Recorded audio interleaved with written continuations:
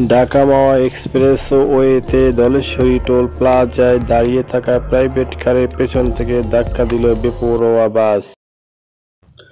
ঢাকা-মাওয়া expressway Dhaleshwari toll প্লাজায় দাঁড়িয়ে থাকা প্রাইভেট কারে পেছন থেকে ধাক্কা দিল বেপরোয়া বাস।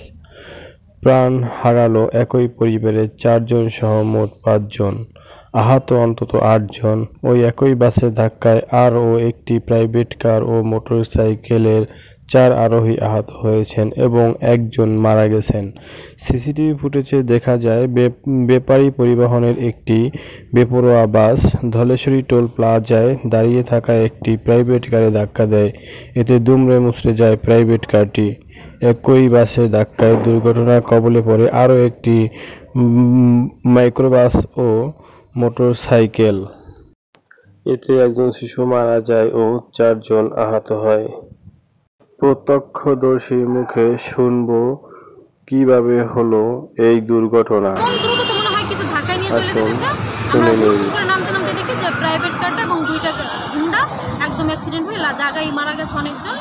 আমার ওয়াইফ একজন, আমার 2 মেয়ে একজন, 2 মেয়ে আর আমার নাতি, ছোট নাতি 1.5 বছরের। মেয়ে প্রথম বলছে যে আব্বা আব্দুল্লাহ হুন্ডা গাড়িতে পড়ছে না কিসে পড়ছে ওটা বলে নাই, বলছে যে আব্বা যার মাঝখান দিয়ে এবং চাক্কা উঠে গেছে, ফিসে গেছে। এ বিষয়ে এখন ফায়ার সার্ভিসের মুখ থেকে শুনব। সূত্রে জানতে পারি যে 5 জন আহত হয়েছে, 5 জন নিহত হয়েছে। এ পর্যন্ত আমরা এখানে প্রত্যেকটা গাড়িকে আমরা রেকার ভ্যানের মাধ্যমে সরিয়ে দিয়েছি। এখন যান চলাচল স্বাভাবিক আছে। আহত ব্যক্তিদের হাসপাতালে ভর্তি করা হয়েছে।